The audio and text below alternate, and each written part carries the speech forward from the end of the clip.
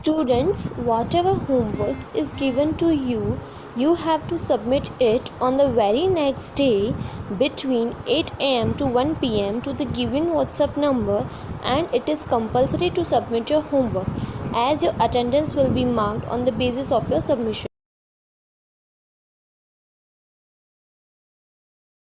पाठ 14 सरदार वल्लभ भाई पटेल। हमको आज़ादी दिलाने में कई महानुभावों का हाथ है, जैसे कि गांधी जी, चंद्रशेखर आज़ाद। इसी तरह से सरदार वल्लभ भाई पटेल का भी बहुत महत्व हाथ है हमको आज़ादी दिलाने में। आज उन्हीं के बारे में थोड़ा जानेंगे हम, क्योंकि ऐसे महानुभावों के लिए कुछ शब्द काफ़ी नहीं होते हैं। સરદાર વલ્લભભાઈ પટેલનું નામ સાંભળતાની સાથે જાણે કે આપણે એક પ્રકારનો ગર્વ અનુભવીએ છીએ। સરદાર વલ્લભભાઈ પટેલ एक अजोड़ प्रतिभा હતા। जैसे ही सरदार वल्लभभाई पटेल का नाम सुनते हैं, हमारे मन में एक प्राउड सा फील होता है। उनकी प्रतिभा अजोड़, उनके जैसी कोई भी नहीं हो, ऐसी थी। આપણા લોક લાડીલા અને આઝાદીની ચળવળમાં મહત્ત્વનો ભાગ ભજવનાર સરદાર વલ્લભભાઈ પટેલને આપણે આજે આટલા વર્ષો પછી પણ ભૂલી શકીએ તેમ નથી। लोक लाडीला मतलब लोगों के प्यारे, और आज़ादी की चळवळ में उनका महत्व भाग है। आज इतने सालों के बाद भी हम उनको भूल नहीं पाए, क्योंकि उनका आज़ादी दिलाने में अमूल्य योगदान था। આપણા દેશ માટે તેને આપણે કેવી રીતે ભૂલી શકીએ? जिन्होंने हमारे देश को आज़ाद किया है, उनको हम कैसे भूल सकते हैं? સરદાર વલ્લભભાઈ પટેલ કે જેઓને લોખંડી પુરુષ તરીકે ઓળખવામાં આવે છે, उनको લોખંડી પુરુષ આયરન મેન कहा जाता है। તેમનો જન્મ ગુજરાતમાં નડિયાદના એક સામાન્ય ખેડૂતના ઘરમાં 31 अक्टूबर 1875 में થયો હતો। उनका जन्म हुआ था गुजरात राज्य में नडियाद शहर में, एक सामान्य किसान के घर में, और वो दिन था 31 अक्टूबर 1875। તેમના माता पिता खूब ज धार्मिक હતા। धार्मिक मतलब धर्म को मानने वाले। वल्लभभाईए તેમનું શિક્ષણ ગુજરાતીમાં જ લીધું હતું। उन्होंने पढ़ाई गुजराती मीडियम से ही करी थी। ત્યારબાદ તેઓ 1910 में वकीलात માટે इंग्लैंड गया હતા। उन्होंने गुजराती भाषा में कॉलेज तक की पढ़ाई कर 1910 में वो इंग्लैंड गए थे वकील बनने के लिए। वकील की पढ़ाई करनी पड़ती है, तो इसीलिए वकील की पढ़ाई करने के लिए वो इंग्लैंड गए थे। 1913 में તેઓને વકીલની પદવી મળ્યા બાદ ભારત પાછા ફર્યા। उन्होंने 1913 में जब उनको वकील की पदवी मतलब डिग्री मिली, उसके बाद वो इंडिया वापस आ गए थे। उन्होंने 3 साल पढ़ाई की, क्योंकि 1910 में वो गए थे और 1913 में उनको डिग्री मिल गई थी। ત્યારબાદ તેઓ ગાંધીજીથી પ્રભાવિત થઈને આઝાદીની ચળવળમાં તેમની સાથે જોડાઈ ગયા હતા। उसके बाद वो गांधी जी के व्यक्तित्व से बहुत प्रभावित हो गए, और जो वो भारत के लिए कर रहे थे, भारत को आज़ादी दिलाने के लिए जो कर रहे थे लड़ाई, उनके साथ भी वो जुड़ गए। गांधी जी અને સરદાર વલ્લભભાઈનો સંબંધ ગુરુ શિષ્ય જેવો હતો। सरदार वल्लभभाई पटेल ने गांधी जी को अपना गुरु माना था, और गांधी जी भी उनको एक अपने शिष्य की तरह ही रखते थे। उनका दोनों का संबंध गुरु और शिष्य के जैसा था। વલ્લભભાઈને ખેડૂતો પ્રત્યે ખૂબ જ પ્રેમ હતો, તેથી તેઓએ ખેડૂતો માટે ખૂબ જ સારા કાર્યો કર્યા હતા। वो खुद एक किसान थे। अपने पापा को किसान में कितनी मेहनत होती है, क्या क्या मजबूरियाँ होती है, वो सब कुछ वो महसूस कर चुके थे। इसीलिए उनके दिल में भी कहीं एक सॉफ्ट कॉर्नर किसानों के लिए था और उन्होंने उनके हित के लिए कई ऐसे काम किए हैं।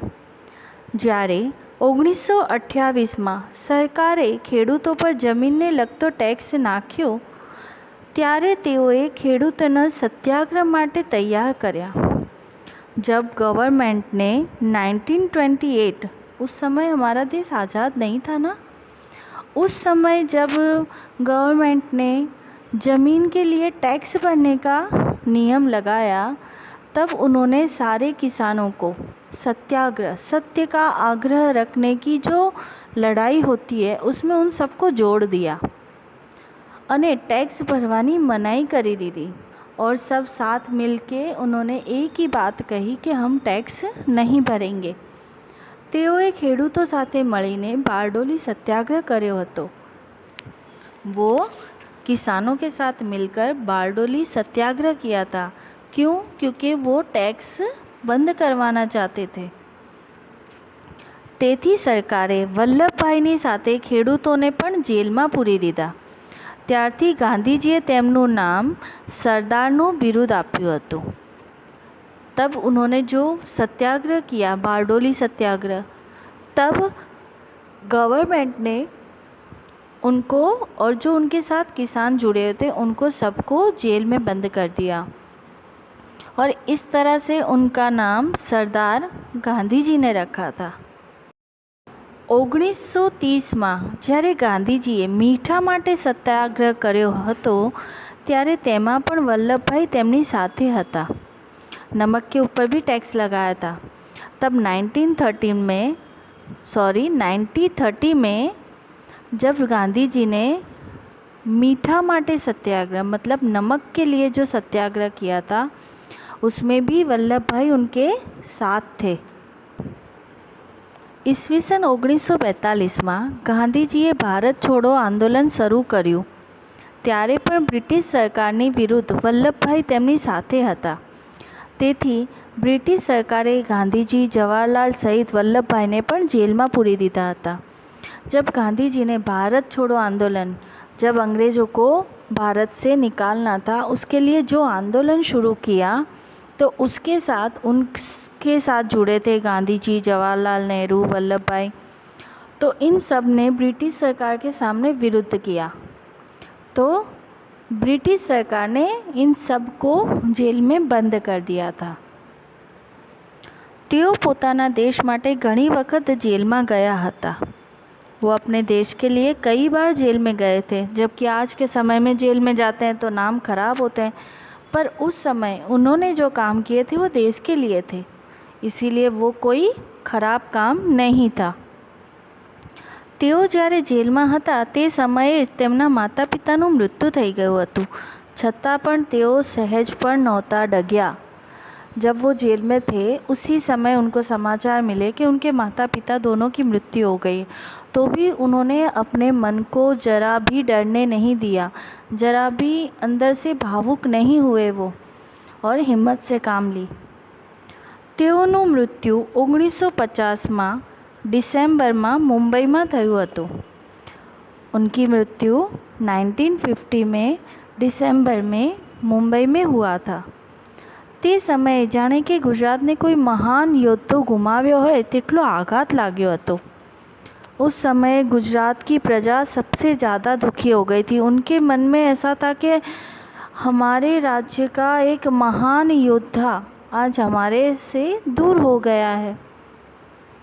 गुजरात में आवा महान पुरुषों पहला पण हता अने आजे पण छे अने हमेशा थता आवशे, पण बीजा सरदार वल्लभभाई पटेल क्यारे मळशे ते खबर नहीं। इसमें कोई शंका नहीं है कि पहले महान पुरुष थे, अब भी है और शायद आगे भी रहेंगे, पर सरदार वल्लभभाई पटेल के जैसा महान मुझे नहीं लगता है कि कोई और हो सकता है। आवा महानुभावों लीधे ज आजे गुजरात ने जय जयकार थई रह्यो छे। ऐसे महान की वजह से ही आज गुजरात की सबसे ज़्यादा जय जय हो रही है। धन्य है ऐसे वीर पुरुष पर। तेना शब्दार्थ। અજોડ, જેના જેવું કોઈ ન હોય તેવું. अमूल्य, જેનું મૂલ્ય ન હોય તેવું, जिसकी कोई कीमत नहीं हो सकती है ऐसा.